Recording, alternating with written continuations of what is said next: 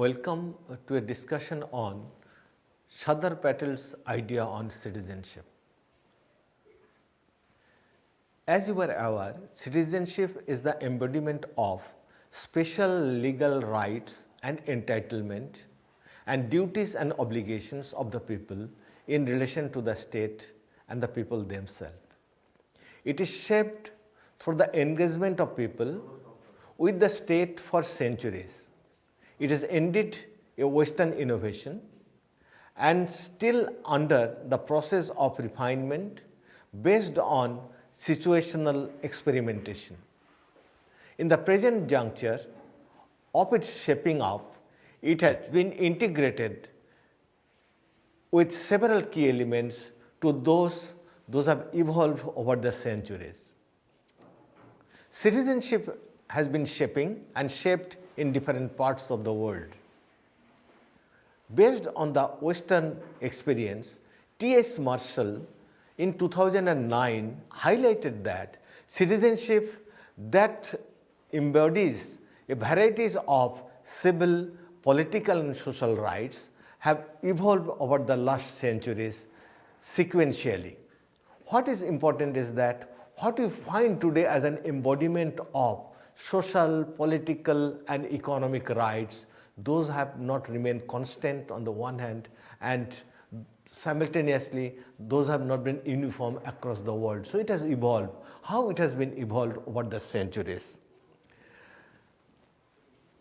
It is widely pointed out that the citizenship started evolving with the civic rights, then there's the political rights, then there are the social rights. The civic rights which deal with the individual freedom, that is liberty of person, freedom of speech, thought and faith, right to have property, right to conclude valid contract, right to have justice, etc. It took birth in the 18th century.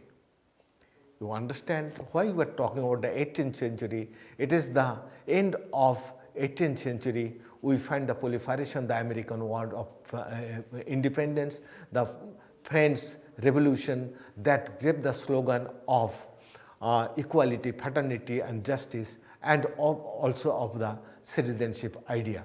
That is what widely Rousseau told, men are born free but they are chained. So men are born free, it is the citizen, they are born free, they are chained by the state. So that to unchain, to liberate the human being, there is the birth of revolution that gave the birth of the whole citizenship right. So what we are talking about, the 18th century has given birth to the civil rights.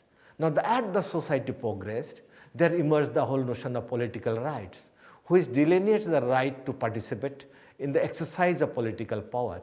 That everybody, those who are born, they can be the part of exercise of the power, that is exercise of the state power. There came the demand for the adult franchise, that is the casting of vote, and those came in full expression in the 19th century. So first 100 years we found the birth of civil rights, next 100 years we have seen the birth of political rights.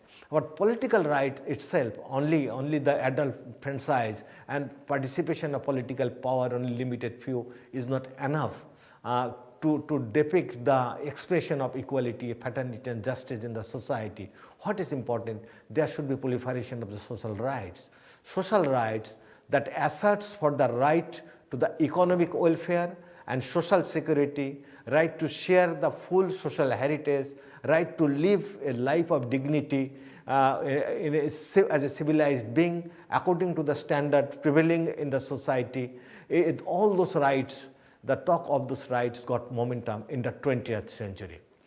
What Marshall talked about that when these rights were gradually thought of, the citizenship rights were thought of and articulated in the Western society, be it the civil rights, the political rights or the social rights. It emerged in Europe when the Europe was a capitalist society and a class-based society, and citizenship was introduced within this capitalistic and class-based social order. In India, we understand that citizenship owes its origin within the British rule, but the social condition of Indian society, these ideas, beliefs, values, custom has shaped the citizenship of this country in a different way. It is many a time because the citizenship should have grown along, it has grown in the Western society. The British came to India in 1757. So that culture of British citizenship should have come to India, but those have not come. Why it has not come? Rather, British introduced varieties of the mechanism to identify Indian communities in terms of the caste, religion, creed, language, and different kind of division, because it is the division and the rule, divide and the rule, become one of the most meaningful way to prolong the British rule in Indian society. And Patel writes very effectively, for 200 years, attempts have been made by the foreign rulers to keep them means that to keep the Indian in groups apart from with their customs and their and other things, in order that the foreign rule may be smooth in Indian soil. The rulers did not want that there should be any change. Thus, it is that we still have the curse of untouchability, the curse of tribe, the curse of vested interest, and many other such curses with which we are living today. We are endeavoring to give them, all Indians, a fundamental rights. That should be our endeavor to remove this curse. So this is the talk given by Sardar Patel when he was a member of the Constituent Assembly, and he was formulating the whole ideal of civic rights, the fundamental rights for the Indian citizen. India, I mean, we have to accept that India was and is a caste-based society, is predominantly feudal society when the idea of citizenship was introduced by the British in Indian society. And the citizenship as an ideal of democracy, we have to accept that it is based on equality, while caste is based on a hierarchy and a non-egalitarian social order. Though the British introduced the citizenship, as Andre Bette, widely one of the famous sociologists, he writes, though the British were the first to introduce the idea of citizenship in India, the idea of equal citizenship between themselves and their natives were conspicuously missing. During the colonial periods, Indians were the subjects and not the citizen. Mind it, during the colonial period, Indians are the subjects and not the citizens. And it was only after the Indians that the right of equal membership with equality of status and opportunity was unequivocally introduced in India through Indian Constitution. So what was that secular citizenship, that equal right, right to justice, right to equality, right against exploitation, those were introduced through Indian Constitution. So the taste of citizenship started coming only after independence and the introduction of Constitution of India. While the fundamental rights were being articulated, it was first talked about the foundation of the fundamental rights for Indian citizen was laid in the Karachi session of the Congress when Sardar Patel having presided over the Congress session.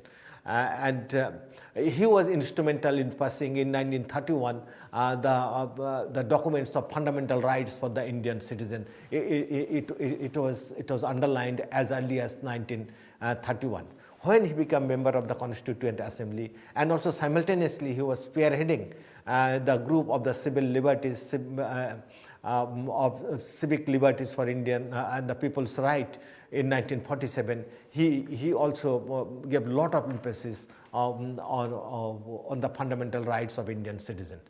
So Patel's idea of citizenship was founded on secularism, equality, justice, and representation and protection of the socially vulnerable. How these are integrated and implemented in our Constitution in the section of fundamental rights, that is section 3, part 3 of our constitution, and also widely in the directive principles of the state policy, part 4 of our constitution. Let us have a look towards that. When India we are to accept that, that is these fundamental rights, this evolved to include the rights like protection of minorities and also other groups and tribes. He was aiming at equality in the society and always a key concern for him, because when India was formulating a kind of a constitution in 1947, India is already divided, and by the time the constitution is to be framed and right of the people are to be ensured. So in his Patel's mind was always how the vulnerable section of the society, the religious minorities, the tribes, the scheduled caste, and the economically weaker section, how their interest can be protected.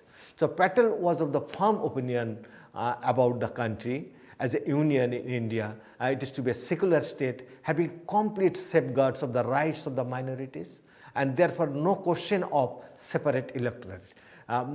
Quite important that he was talking about the rights of the minorities are to be protected, but not as separate electorate.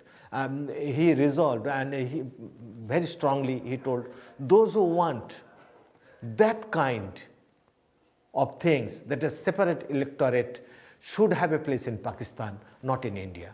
Here we are building a nation and we are laying the foundation of one nation, and those who choose to divide the country again in the name of separate electorate, and so the seats of disruption will have no place, no quarter here. And I must say very plainly enough, that is, they have no place here. So what he was talking about, India will take care of interest of the religious minorities. Religious minorities means the Muslim, the Christian, the Zoroastrian, the Sikh, the Buddhist, the Jain, and other religious minorities, and also of the tribal people, but not in terms of the separate electorate, but what is to be done in terms of giving them a special rights in the constitution. So a kind of a what we call articulating individual rights and also collective rights.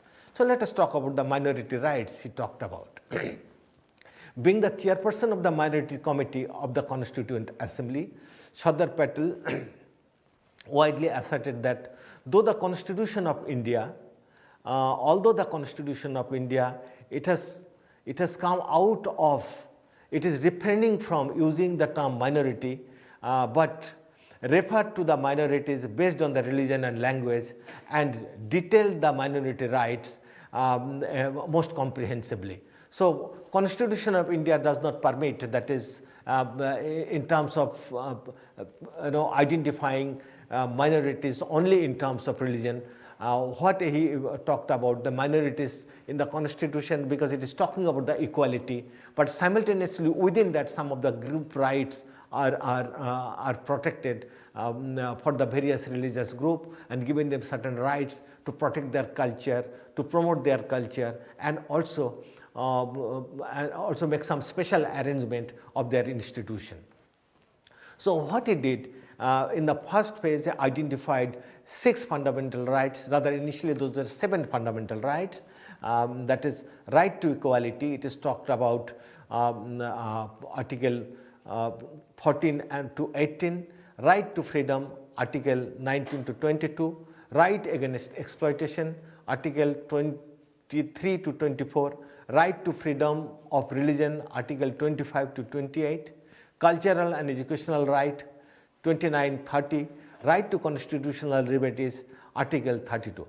There is another right, that is the right to property, that is done away with from the category of fundamental rights of Indian Constitution through the 3rd Amendment to Indian Constitution.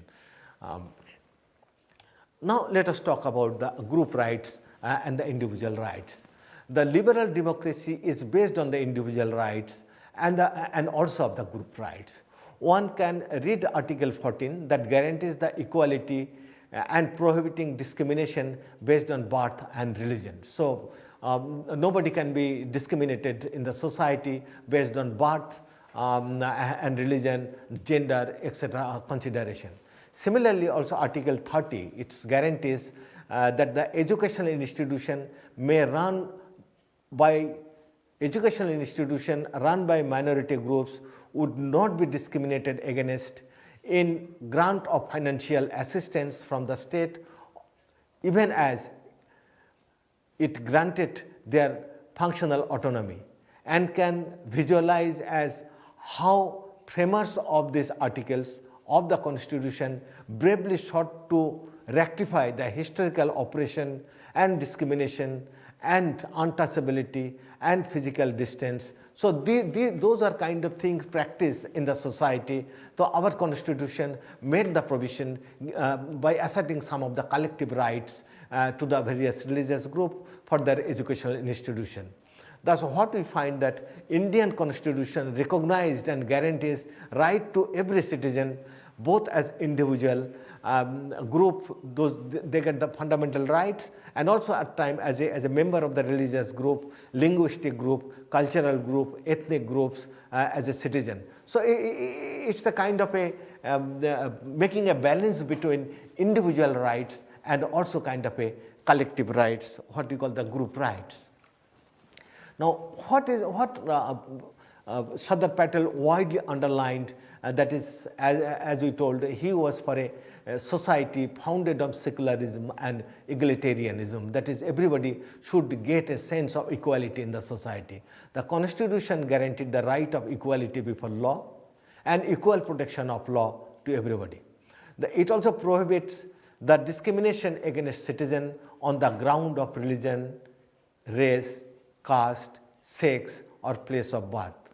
People's freedom of conscience and right to freely profess, practice, and propagate religion, subject to public disorder, morality, subject to public order, morality, and other fundamental rights. So it is everybody is having to practice their own conscience, and religion is widely accepted, subject to public order and maintenance of public morality, and not affecting the fundamental rights of others. The constitutional provision also have a separate domain of minority rights, which include right of any section of citizen to conserve and maintain their own language, script, and culture. So what we find, a kind of a fine balance between the individual rights and the collective rights in terms of religion, religious practices, and also the cultural practices. Specifically, when you talk about the religious rights, right of every religious denomination or any section thereof, subject to public order, morality, and health, to establish, maintain institution for religious and charitable purposes, manage its own affairs in matters of religion, and own and acquire movable, immovable property and administer it in accordance with the law. So Article 26 has widely given that kind of a rights of various religious and cultural group to maintain their own kind of cultural specificity. It is meant for all kind of religious group. It is for the Hindus, for the Muslim, for the Christian, for every religious group. It is widely protected. The people's freedom for the attendance of religious instruction or religious worship in the educational institution, wholly maintained and recognized or aided by the state. So what is talked about, the people's freedom to the attendance of religious instruction or religious worship in educational institution, wholly maintained and recognized and aided by the state. It is widely maintained. It is a fundamental right widely maintained in Article 28 of Indian Constitution. Now, besides that, the directives principles of the state policy, that is part 4 of our Constitution, that is not legally implementable, but it gives wide directives to the society, what way the rules are the forms and the laws are to be formed. So they given the directives. The Constitution obligated to the state to the endeavor of eliminate inequalities in the status, facilitate and facilities and opportunities among the individual and the group of people residing in different areas, engaged in different vocations. So it talks about state will take proactive action to eliminate those kind of discrimination, and will give the equal opportunity for all those people. That is, it is obliged the state to endeavor to eliminate the inequalities in the status. If there is any inequality, those are to be eliminated in the status, in the facilities, and in the opportunities among the individuals and the groups residing in different areas and engaged in different vocation. So in terms of space, in terms of geographical location, those are to be eliminated. Also simultaneously, it's empowered the state under Article 46 to promote with special care the educational economic interest of the weaker section of the people, besides the scheduled caste and the scheduled tribes.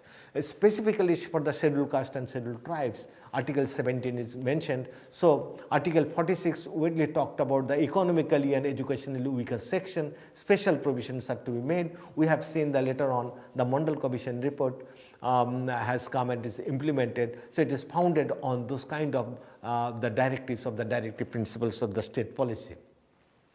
Now let us come to the related to the equality, that a restriction on denial of admission to any citizen,